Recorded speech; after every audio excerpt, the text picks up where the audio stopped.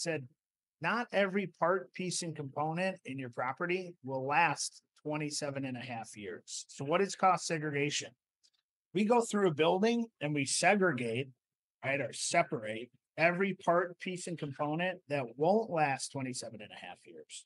And we put them on their correct depreciable schedules, 5-year, 7, or 15. Not every property has all three of these. Some have one of these heavily, some have none of these. And then they're not a good candidate for cost seg, and I could go into that too. But what happens was, the client's name was Joe. I said, Joe, here's what you're doing, right? Why don't we take, through our cost seg analysis, 20.3% of your property and put it in this 5-year category, and 0.4% of the property and put it in this 15-year category. And he said, yeah, how would that look? Right. So we said, here, if we did that, let me get out of the full screen mode.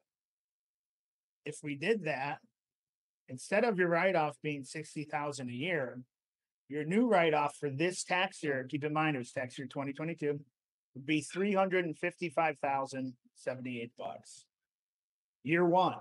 So we're going to front load 20% of his building's value year one in depreciation. So if it was a $60,000 normal benefit, 6, 12, 18, 24, 30, almost 6 years, he'd have to wait to get this depreciation benefit that we're going to roll into a ball, give it to him today. My client was in the highest federal tax bracket. So you multiply the depreciation expense by the tax rate. We reduced my client's income tax liability by $131,379. His fee for us to do so is $5,500. So this is meant to be a no-brainer decision. Is it worth paying $5,500 to offset $130 in income tax? I've never heard a no on that. But that's the basic mechanics. Really, what I want to get across first was the idea of it. So it's not a complex idea. We're going to take some assets, put them on their correct schedules, front load depreciation. The work is highly technical. To complete this study took 6 weeks. So we're anywhere between 4 to 6 weeks. We have to visit the property, take photos, take some measurements. But that's the concept. We're just saying, hey, not everything in this property is going to last 27 and a half years for multifamily or 39 years for commercial. So let's go segregate the assets out that you can, kick in the time value of money. So money today is worth much more than money down the line. Skirt Uncle Sam a bit and put this money to work.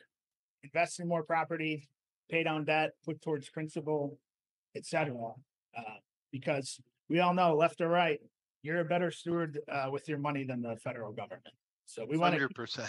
keep more of your money in your pocket to do what you want with it, as opposed to sending it in to a black hole, so to speak.